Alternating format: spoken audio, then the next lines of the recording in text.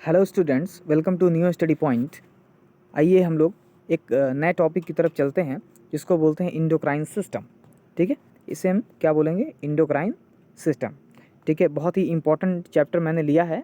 इसके अंदर very short answer type question और लॉन्ग आंसर टाइप क्वेश्चन दोनों बन सकते हैं और कुछ आपके ग्लैंड्स के नाम भी आ सकते हैं। तो बहुत ही दिल थाम के आप जो है इस वीडियो को देखिए और अंत तक वीडियो देखिए, उसके बाद ही आप मेरी दूसरी वीडियो की तरफ जो है वो आगे की तरफ जाएंगे। ठीक है, तो जो हमारा पॉइंट है वो ये है कि इंडोक्राइन सिस्टम क्या है। तो सबसे पहला ये है कि इंडोक्राइन सिस्टम एक प्रकार का कोऑर्डिनेटिव सिस्टम है। कोऑर्डिनेटिव सिस्टम का मतलब होता है हमारी बॉडी के अंदर एक ऐसा सिस्टम है जो नर्वस सिस्टम के साथ मिल के और आपकी बॉडी की सारी एक्शंस को मेंटेन करता है। ठीक है, यानी आपके बॉडी के सारे एक्शंस को मेंटेन करता है।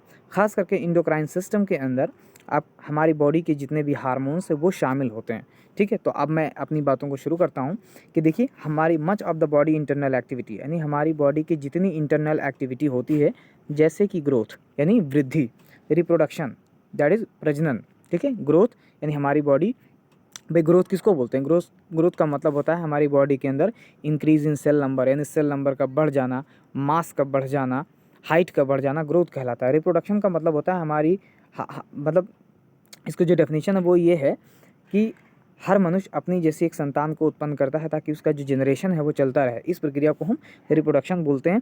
और हमारी बॉडी की जितनी भी मेटाबॉलिक एक्टिविटीज़ है, मेटाबॉलिक एक्टिविटीज़ का मतलब उपापचयी क्रिया इसको बोलते हैं हिंदी में।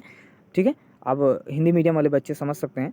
और मेटाबॉलिक एक्टिविटीज़ का मतलब हमारी बॉडी के अंदर कॉन्टिन्यूअस यानी लगातार कुछ कंपाउंड्स बनते रहते हैं और कुछ जो है वो बिगड़ते रहे, इन्हीं बोलते हैं मेटाबॉलिक एक्टिविटीज़, जिसकी वजह से हमारी बॉडी जो है वो काम कर पाती है। तो वही लिखा है कि हमारी इंटरनल एक्टिविटी जैसे कि ग्रोथ हुआ, रिप्रोडक्शन हुआ और मेटाबॉलिक एक्टिविटीज़ हुई, ये सब कंट्रोल की जाती है। किससे की जाती है? इंडोक्राइन सिस्टम के सिक्रेशन से, यानी इंडोक्राइन ग्लैंड्स जो सिक्रेशन करती हैं, उससे जो है वो कंट्रोल किया जाता है। ठीक है, और उस सिस्टम को हम क्या बोलते हैं? इंडोक्राइन सिस्टम बोलते हैं। ठीक है, और मैंने अभी बताया है कि इस इंडोक्राइन सिस्टम से जो सिक्रीट किया जाता है उसे हम क्या बोलते हैं?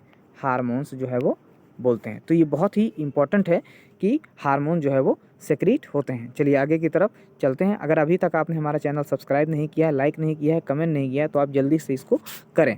ठीक है, और हमारी वीडियो अंत तक जो है वो बने रहें। इसके अंदर मैं आपसे 2 क्वेश्चन पूछने वाला हूँ। आप देखिएगा कि आप उस क्वेश्चन का जवाब दे पाते हैं कि नहीं दे पाते हैं, और उसको कमेंट सेक्शन में ज़रूर दीजिएगा। ठीक है, चलिए आगे की तरफ चलते हैं। देखिए हमारे पास आ गई कि जो इम्पोर्टेंट पॉइंट है हमारा वो ये है कि देखिए जो ग्लैंड्स होती हैं वो कितनी प्रकार की होती हैं। तो आप बोलेंगे सबसे पहला कि पहला जो ग्लैंड है उसको बोलते हैं, यानी कितने प्रकार के ग्लैंड मैं उसकी बात कर रहा हूँ। पहला है जिसको बोलते हैं एक्सोक्राइन ग्लैंड। सबसे पहला हम एक्सोक्राइन ग्लैंड को समझते हैं क्या है ये। तो पहला ऐसी ग्लैंड्स, यानी दीज ग्लैंड्स या दोज ग्लैंड्स जिनमें डक्ट्स पाई जाती हैं। डक्ट्स का मतलब होता है नलिका। ठीक है, नलिका, जैसे हमारे घर में पाइप होता है और पानी पाइप से इधर से उधर पहुंचाया जाता है, बिल्कुल उसी प्रकार के उसको हम डक्ट बोलते हैं। ठीक है, there secretion are carried by that, यानी एक्सोक्राइन ग्लैंड जो भी सिक्रीट करती हैं, जो भी स्रावित करती हैं, उनको डक्ट्स के द्वारा कैरी किया जाता है। डक्ट्स का मतलब उन नलिकाओं के द्वारा कैरी किया जाता है। कहाँ पे? जहाँ पे ज़रूरत होती है। ठीक है, यानी जहाँ पे ज़रूरत होती है उन सरफेस पे जाके उसको पोर कर दिया जाता है, उसको छोड़ दिया जाता है, डाल दिया जाता है, या उसके पास पहुँचा दिया जाता है। किसके माध्यम से? तो आप बोलेंगे डक्ट्स के माध्यम से उसको जो है वो पहुँचाया जाता है। ऐसी कौन कौन सी ग्लैंड्स हैं जिनमें डक्ट होती हैं और वो अपना सिक्रीशन डायरेक्टली उस एरिया के सरफेस पे जाके जो है वो छोड़ती हैं? जैसे सबसे पहले जिसको बोलते हैं गास्ट्रिक ग्लैंड। ठीक है, गास्ट्रिक ग्लैंड ऐसी ग्लैंड्स होती हैं जो पेट में पाई जाती हैं, यानी डाइजेस्टिव जूसेस का सिक्रीशन करती हैं। दूसरा है स्वीट ग्लैंड्स, जिसको हम बोलते हैं पसीने की ग्रंथि। तीसरा है जिसको बोलते हैं सलाइवरी ग्लैंड। सलाइवरी ग्लैंड ये सलाइवा सिक्रीट करती हैं जो मुंह में पाई जाती हैं। और अगला है जिसको बोलते हैं सेबासियस ग्लैंड।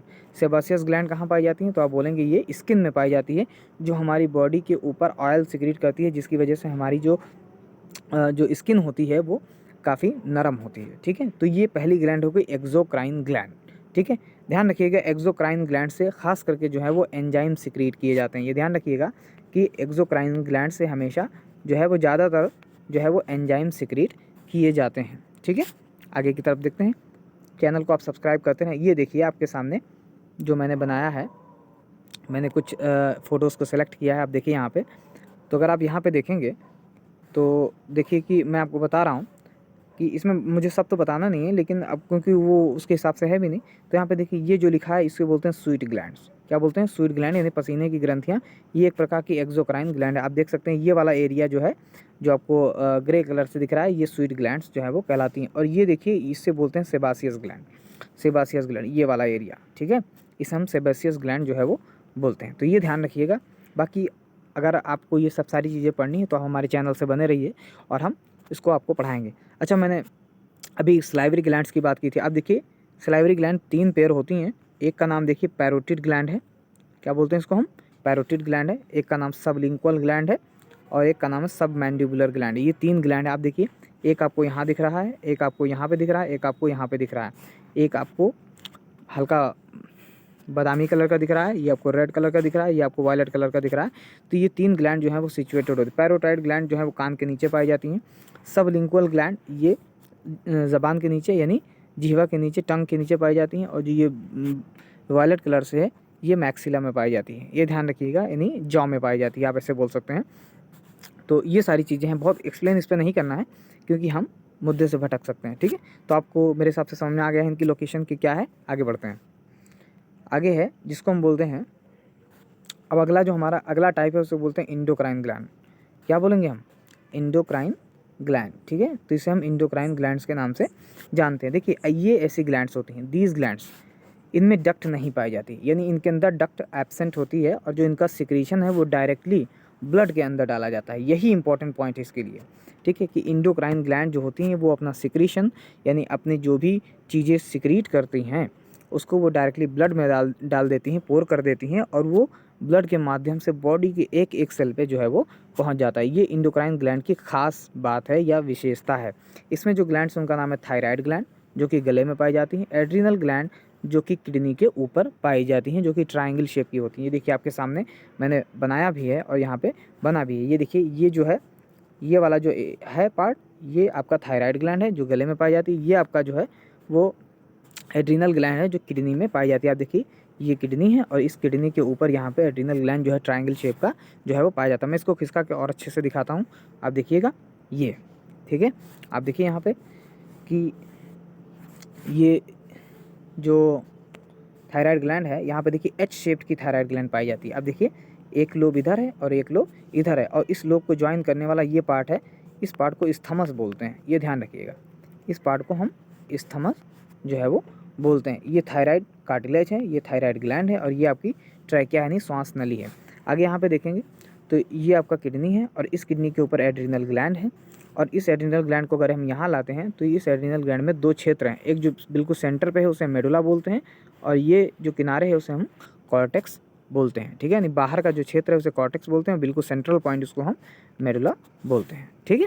चलिए आगे बहुत ज़्यादा डिटेल के लिए हम इसको इस पर पूरा लेसन समझाएंगे, आप उसको ध्यान से देखिएगा। चलिए आगे की तरफ देखते हैं। अगला ग्लैंड है, ये देखिए अगली ग्लैंड है जिसको हम बोलते हैं मिक्सोक्राइन ग्लैंड। इसको हम बोलेंगे मिक्सोक्राइन ग्लैंड। ये ध्यान रखिएगा, मिक्सोक्राइन ग्लैंड यानी मिक्सोक्राइन ग्लैंड्स का मतलब होता है ऐसी कोई ग्लैंड्स जो इंडोक्राइन भी हो और जो इंडोक्राइन भी हो प्लस एक्सोक्राइन भी हो, ठीक है। यानी वो एंजाइम भी सिक्रीट करे और हार्मोन भी सिक्रीट करेंगे। तो इसका एक ही एग्जाम्पल है, इसका नाम क्या है? पैंक्रियाज। तो ध्यान रखिएगा, these are the ducts gland which major exocrine part, जिसका ज़्यादातर पार्ट एक्सोक्राइन होता है और इसका कुछ पार्ट जो है वो इंडोक्राइन होता है। तो ये ध्यान रखिएगा, इसके लिए बेस्ट है जिसका नाम पैंक्रियाज है। हिंदी में इसको अग्नाशय बोलते हैं। ये आपके सामने जो है वो बना हुआ है, आप देखिए भी। आप यहाँ पे देखिए जैसा कि यहाँ पे दिखाया गया है कि ये वाला जो पार्ट है इसे हम गाल ब्लैडर बोलते हैं, ठीक है। और इधर वाला जो पार्ट है ये इसके ऊपर लीवर था, ठीक है। तो आप देखिए कि ये गाल ब्लैडर और ये वाला लीवर पॉइंट आके यहाँ पे जुड़ा है, ठीक है। इस वाले को बोलते हैं कॉमन हिपैटिक डक्ट, ठीक है। और आप देखिए कि जो बाइल का जो सिक्रीशन है ये ड्यूडेनम में ओपन हुआ है और इधर जो पैंक्रियाज है इसका जो सिक्रीशन है वो यहाँ पे ओपन हुआ है। तो इस वाले क्षेत्र को बोलते हैं हम क्या? इंस्फिंक्टर ऑफ ऑडियाई, जैसे मैंने किया आपको पिछले जो वीडियो है उसके अंदर जो मैंने समझाया है। तो यहाँ पे जो पैंक्रियाज है, मैं आपको ये कमेंट में बताना चाहता हूँ, ये कमेंट में आप मुझे बताइए कि पैंक्रियाज कौन कौन से हार्मोन जो है वो सिक्रीट करता है। मैं आपको हिंट दिए दे रहा हूँ कि ये 3 हार्मोन जो है वो सिक्रीट करता है, हालांकि और करता है लेकिन आपको 3 मेनली आप हमें आप बताएं, ठीक है, कि कौन कौन से, अगर 3 नहीं तो कम से कम 2 ही आप कमेंट करके मुझे बताएं, ठीक है। तो ये मेक्सोक्राइन ग्लैंड्स मेरे हिसाब से आपको समझ में आ गया होगा, अगर नहीं समझ में आ गया तो फिर भी कमेंट में बताइए, मैं आगे आपको फिर से बताऊँगा, ठीक है। चलिए ये हो गया। अब हम चूँकि इंडोक्राइन सिस्टम पढ़ रहे हैं तो उसमें मुझे हार्मोन्स जानना बहुत ज़रूरी है कि हार्मोन्स क्या होते हैं, ठीक है। तो हम अगर देखेंगे तो हार्मोन्स हमें पता चलना चाहिए। सबसे पहला क्या है कि हार्मोन क्या है। हार्मोन ऐसे केमिकल सब्सटेंस हैं, ठीक है, यानी ऐसे रासायनिक पदार्थ हैं, ऐसे केमिकल सब्सटेंस हैं जो कि इंडोक्राइन ग्लैंड्स के द्वारा सिक्रीट किए जाते हैं, यानी अंतःस्रावी ग्रंथियों के द्वारा इसको सिक्रीट या स्रावित किए जाते हैं। And taken up by the blood stream, और इसको ब्लड स्ट्रीम के द्वारा बॉडी के हर पार्ट पे पहुंचाया जाता है जहां पे वो अपना फुल रिस्पांस, अपनी फुल प्रतिक्रिया जो है वो दिखा पाते हैं। तो ऐसे को हम क्या बोलते हैं, ऐसे केमिकल सब्सटेंस को हार्मोन्स बोलते हैं, ठीक है। ओके, अगर आपको नहीं समझ में आया हो या अगर आप थोड़ा सा तेज़ लग रहा हो तो आप थोड़ा सा रिवाइज़ करके देख लीजिए, क्योंकि हमें थोड़ा जल्दी कंप्लीट करना है, ठीक है। तो आगे देखते हैं। अब आते हैं हार्मोन्स की विशेषताएं, क्योंकि हार्मोन्स की विशेषताएं जानना बहुत ही ज़रूरी है, ठीक है। तो ये ध्यान रखिएगा। चलिए जानते हैं यहाँ पे कि हार्मोन की विशेषताएं क्या है। तो पहला अगर ध्यान देंगे तो हार्मोन जो है वो बॉडी में सिंथेसाइज होते हैं, ध्यान रखिएगा। और बॉडी में कहाँ सिंथेसाइज होते हैं, तो आप ये भी बताएंगे कि इंडोक्राइन ग्लैंड्स में जो है वो सिंथेसाइज होते हैं। इनको कभी फूड से प्राप्त नहीं किया जा सकता, ये पहली विशेषता है। दूसरा है कि हार्मोन्स ऑर्गेनिक कंपाउंड होते हैं, यानी कार्बनिक पदार्थ होते हैं। इसके अंदर ये प्रोटीन का बना हो सकता है, स्टेरॉयड हार्मोन का बना हो सकता है, या एमिनो एसिड्स का बना हो सकता है, ठीक है। वैसे आप समझ गए होंगे कि मैं थोड़ा तेज़ पढ़ा रहा हूँ, मेरी ज़रूरत भी है कि तेज़ पढ़ाऊँगा, ठीक है। दूसरा चीज़ ये है कि जो हार्मोन्स हैं वो सिक्रीट किए जाते हैं बहुत ही छोटे अमाउंट में, ऐसा नहीं है, यानी आप ऐसे बोलेंगे कि जो हार्मोन का सिक्रीशन है वो नैनोग्राम में होता है, ठीक है। हार्मोन का जो सिक्रीशन है वो नैनोग्राम में होता है और बहुत ही कम क्वांटिटी में ही अपनी पूरी बॉडी का रिस्पांस जो है वो दिखा देते हैं, यानी फुल रिस्पांस, अपना जो रिस्पांस है ये थोड़े से ही अमाउंट में जो है ये दिखा देते हैं, ठीक है। तो ध्यान रखिएगा, बहुत ही कम अमाउंट में सिक्रीट किए जाते हैं। दूसरा ये कि हार्मोन जो हैं वो जनरली, यानी साधारणतः अगर देखा जाए तो ये स्पेसिफिक टाइप के होते हैं, यानी जहाँ पे इनकी ज़रूरत होती है केवल वहीं पे ये अपना रिस्पांस जो है वो दिखाते हैं, बॉडी के हर पोर्शन पे वो नहीं दिखाते। ये थोड़ा सा ध्यान रखिएगा आप, ठीक है। आगे देखिए हम कि जो हार्मोन्स हैं वो हार्मोन्स मेटाबॉलिज्म में हिस्सा नहीं लेते, ठीक है। हार्मोन्स जो है वो मेटाबॉलिज्म में हिस्सा नहीं लेते, ठीक है, ये ध्यान रखिएगा, ठीक है, आप ऐसे समझिए। दूसरा ये है कि हार्मोन जो है वो हमें एनर्जी नहीं देते हैं, ठीक है, यानी हार्मोन्स कभी भी एनर्जी नहीं देते हैं, ठीक है। चलिए एक झटके में हम हार्मोन्स और एंजाइम्स के बीच में अंतर देख लें, बस हमारी बात जो है वो कंप्लीट हो जाए, ठीक है, ताकि आप थोड़ा देख लीजिए। देखिए मैंने ऊपर लिखा भी है कि difference between hormone and enzyme, ठीक है, difference between hormone and enzyme. आप देखिए यहाँ पे मैंने हार्मोन लिखा, यहाँ मैंने एंजाइम लिखा। अब यहाँ पे देखिए सबसे पहला हार्मोन्स जो हैं वो इंडोक्राइन ग्लैंड से सिक्रीट किए जाते हैं। दूसरा सॉरी यहाँ मेरी गलती हो गई, यहाँ पे ये एंजाइम रहेगा, ठीक है, यहाँ पे हम लिखे दे रहे हैं कि यहाँ पे जो है वो एंजाइम रहेगा। अब देखिए कि एंजाइम जो है वो एक्सोक्राइन ग्लैंड से सिक्रीट किए जाते हैं, ये ध्यान रखिएगा। तो हार्मोन जो है वो इंडोक्राइन ग्लैंड्स के द्वारा और जो एंजाइम्स है वो एक्सोक्राइन ग्लैंड्स के द्वारा सिक्रीट किए जाते हैं। हार्मोन्स जो हैं वो अमीनो एसिड या प्रोटीन या स्टेरॉइड हो सकते हैं, लेकिन एंजाइम्स हमेशा क्या होते हैं, प्रोटीन होते हैं।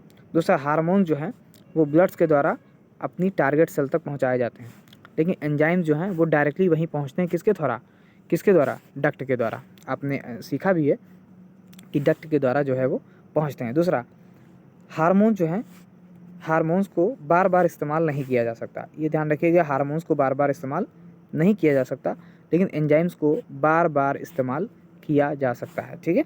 आगे आ जाते हैं कि जो हार्मोन है वो मेटाबॉलिज्म को स्टिमुलेट करते हैं, ठीक है, स्टिमुलेट करते हैं, और एंजाइम जो है वो कैटालिस्ट के रूप में जो है वो इस्तेमाल किए जाते हैं, ठीक है, या कैटालिस्ट के रूप में, उत्प्रेरक के रूप में काम करते हैं, यानी किसी की रिएक्शन को बढ़ा देते हैं या घटा देते हैं, लेकिन खुद रिएक्शन में हिस्सा नहीं लेते। तो ये थोड़ा ध्यान आपको रखना पड़ेगा, ठीक है।